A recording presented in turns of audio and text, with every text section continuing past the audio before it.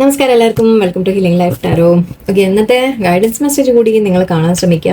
Okay, അതിലും കുറേ കാര്യങ്ങൾ ഈവൻ റിലേഷൻഷിപ്പിൻ്റെയും അതിൽ ഇൻക്ലൂഡ് കുറച്ച് വന്നിട്ടുണ്ട്. സോ അതുകൂടി കാണും. ഓക്കെ, അതിൽ കുറേ ഗൈഡൻസ് ആയിട്ട് നമ്മൾ പറയുമ്പോൾ നിങ്ങൾക്ക് വളരെ ഹെൽപ്ഫുൾ ആയിരിക്കും. കേൾക്കാൻ ശ്രമിക്കുക. ഓക്കെ, സോ ഇവിടെ റിലേഷൻഷിപ്പിൽ നിന്ന് എടുക്കാൻ പോകുന്നത് നിങ്ങൾക്ക് ഇപ്പം നിങ്ങളുടെ ലൈഫിലൊരു പേഴ്സൺ, നിങ്ങൾ ഒരു വ്യക്തിയെക്കുറിച്ച് നിങ്ങൾ ഓർക്കുക. നിങ്ങൾക്ക് വളരെയധികം സ്നേഹം തോന്നുന്ന, ഇഷ്ടം തോന്നുന്ന ഒരു വ്യക്തി, അവരെ നിങ്ങളുടെ മനസ്സിൽ കൊണ്ടുവരും. ആരായാലും ശരി. ഓക്കെ, നിങ്ങൾ ആ വ്യക്തിയെക്കുറിച്ച് ചിന്തിക്കുക.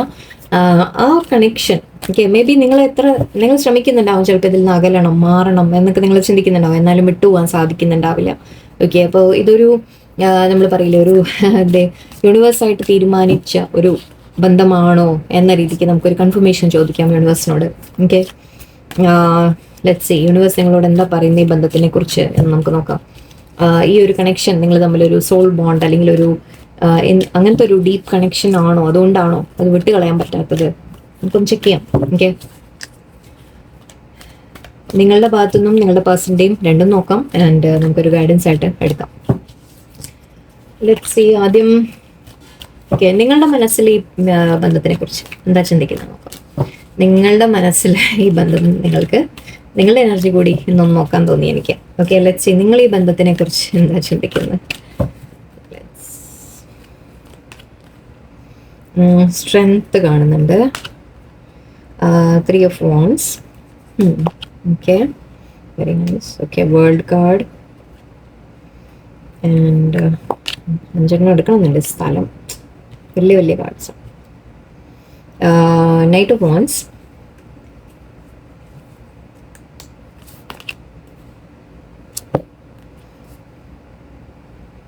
Knight of Swords ഉണ്ട്. ആൻഡ് ഇവിടെ 6 of Pentacles ഉണ്ട്.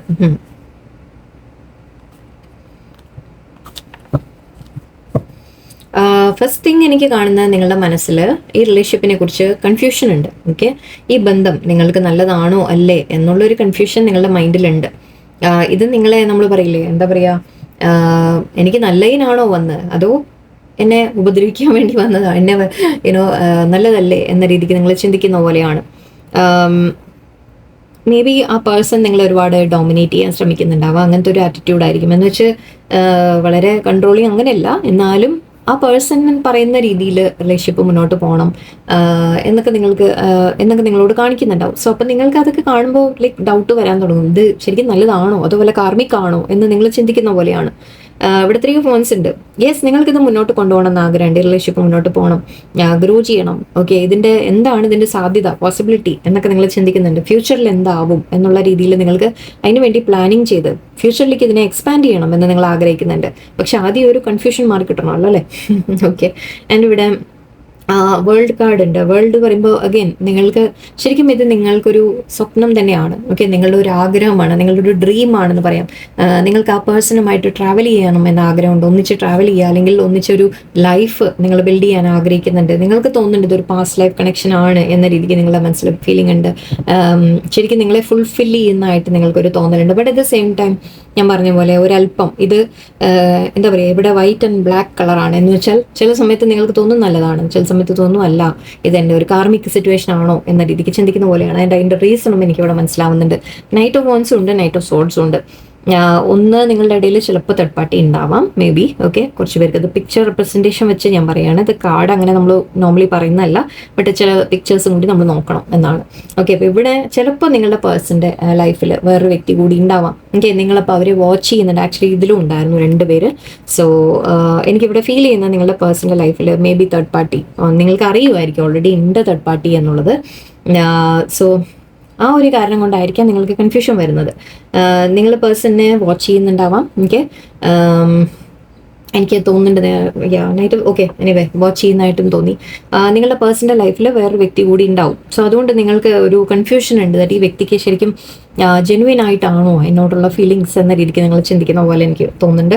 ആൻഡ് ഇവിടെ നൈറ്റ് ഓഫ് വോൺസ് ഉണ്ട്. യെസ്, നിങ്ങൾ തമ്മിൽ വളരെ പാഷനേറ്റ് ആയിട്ടുള്ള കണക്ഷൻ ആണ്. ഓക്കെ, നിങ്ങൾ തമ്മിൽ അറ്റാച്ച്മെന്റ് നല്ലോണം ഉണ്ട്, എല്ലാം ഉണ്ട്. But at the same time നിങ്ങൾക്ക് തോന്നും ദാറ്റ് ഈ പേഴ്സൺ ഒരു ഇമ്മച്യൂർ ആണ്. ഓക്കെ, മെച്യൂരിറ്റി ഇല്ല. അവരിങ്ങനെ എന്താ പറയുക, പെട്ടെന്ന് ഇങ്ങനെ എന്താ പറയുക എടുത്തു ചാടി എന്തെങ്കിലും ചെയ്യുന്ന സ്വഭാവം എന്നൊക്കെ പറയില്ലേ, ആ രീതിക്ക് ഒരു ഇമ്മച്വർ നേച്ചർ നിങ്ങൾക്ക് തോന്നുന്നുണ്ട്.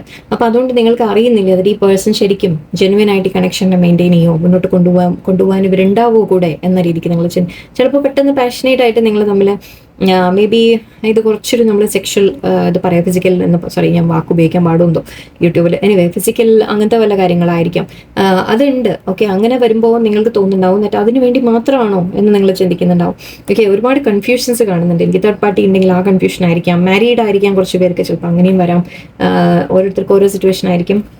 നിങ്ങളുടെ മൈൻഡിൽ ഭയങ്കര കൺഫ്യൂസ്ഡ് ആണ് എനിക്ക് കാണുന്നപ്പോൾ. നിങ്ങൾക്ക് യെസ് ആഗ്രഹമുണ്ട്, പേഴ്സണലായിട്ടെല്ലാം വേണം എന്ന് ആഗ്രഹമുണ്ട്, എല്ലാം ഉണ്ട്, but at the same time mind ഒരു കൺഫ്യൂഷനിലേക്ക് പോകുന്ന പോലെയാണ്. ഓക്കെ, ലെറ്റ്സ് സീ പേഴ്സണിൻ്റെ ഭാഗത്ത് എന്താ നോക്കാം നമുക്കിനി.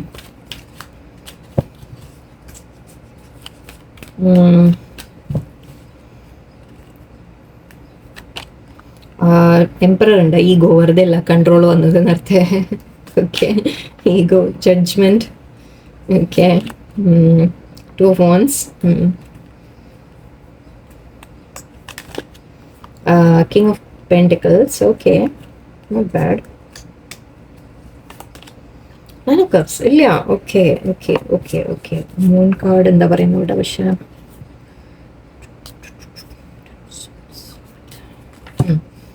ഓക്കെ, ഒന്ന് ഇവിടെ എനിക്ക് കാണുന്നത് യെസ് നിങ്ങളുടെ പേഴ്സൺ വളരെ ഈഗോയിസ്റ്റിക് ആണ്. യെസ് നിങ്ങളെ കൺട്രോൾ ചെയ്യാൻ ശ്രമിക്കുന്നുണ്ട്. നിങ്ങൾ കരുതിയിൽ തെറ്റൊന്നുമില്ല. യെസ് ഉണ്ട്, അവരങ്ങനെ ചെയ്യുന്നുണ്ട് നിങ്ങളെ.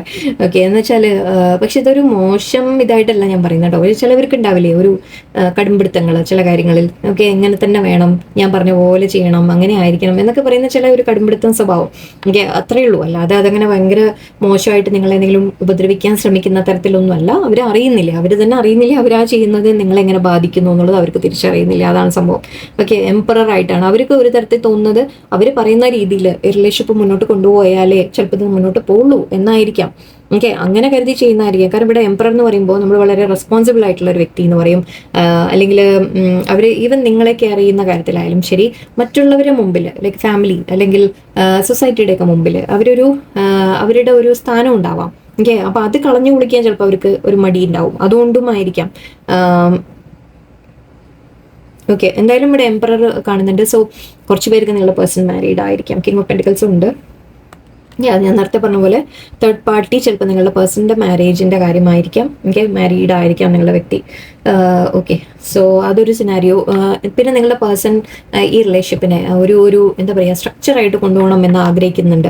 ഓക്കെ, അതുകൊണ്ടായിരിക്കും ചിലപ്പോൾ ഒരു കൺട്രോൾ വെക്കുന്നതൊക്കെ മേ ബി. അല്ലെങ്കിൽ തേർഡ് പാർട്ടിയൊക്കെ ഉണ്ടെങ്കിൽ മേ ബി മാരീഡ് ഒക്കെ ആണെങ്കിൽ പ്രത്യേകിച്ചും. ഓക്കെ, അപ്പോൾ അവർ ചിന്തിക്കുന്നുണ്ടാവും തെറ്റ് ഇത് ആരും അറിയാതെ ചിലപ്പോൾ മെയിൻറ്റെയിൻ ചെയ്യാൻ ശ്രമിക്കുന്നതായിരിക്കാം. അങ്ങനെയായിരിക്കാം.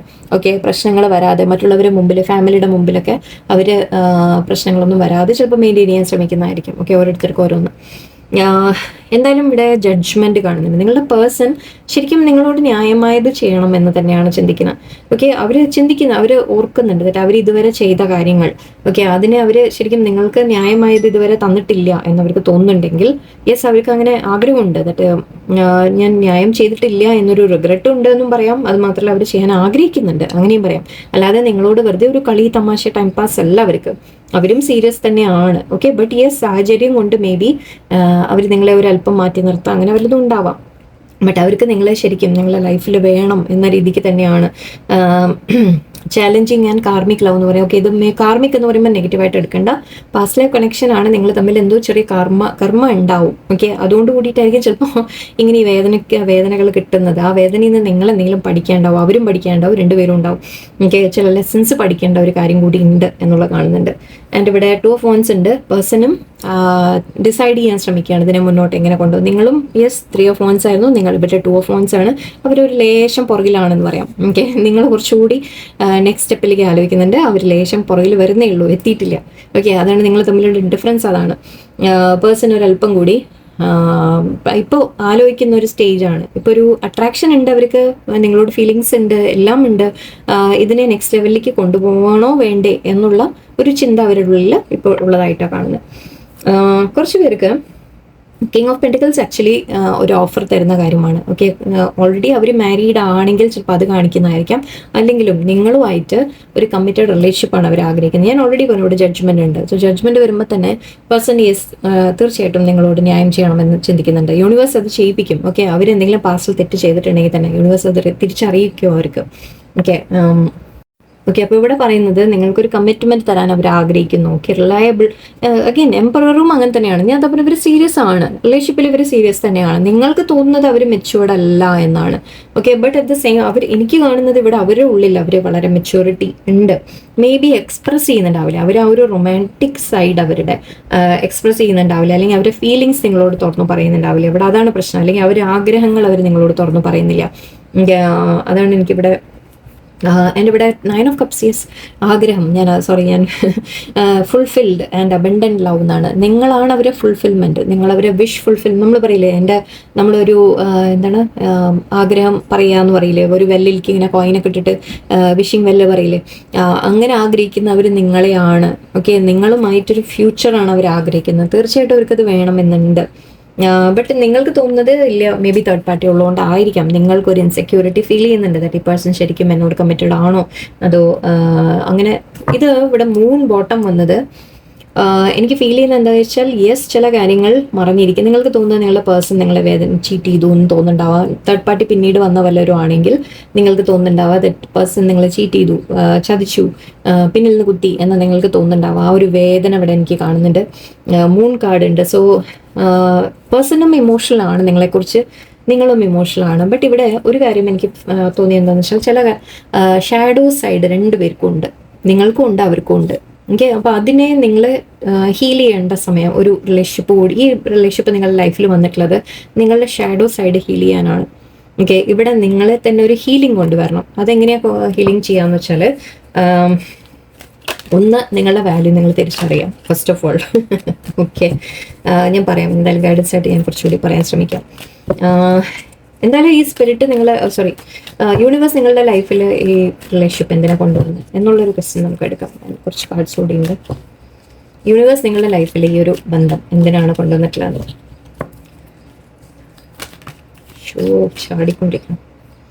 ജെനുവിൻ കണക്ഷൻ ആണ്. നൈറ്റ് ഓഫ് കപ്സ് ആണ് ചാടിയത്. അപ്പോൾ ഞാൻ എടുക്കുന്നില്ല. ഓക്കെ, നമുക്ക് നോക്കാം. നൈറ്റ് ഓഫ് കപ്സ് കാണേണ്ടത് വളരെ പോസിറ്റീവായിട്ടാണ്. So Ace of Pentacles. Wow. 3 of Pentacles. Page of Cups. Hierophant. And Page of Swords. Okay. ഇവിടെ നോ ഡൗട്ട് നിങ്ങൾ തമ്മിൽ ഒരു സ്പിരിച്വൽ കണക്ഷൻ ആണ്.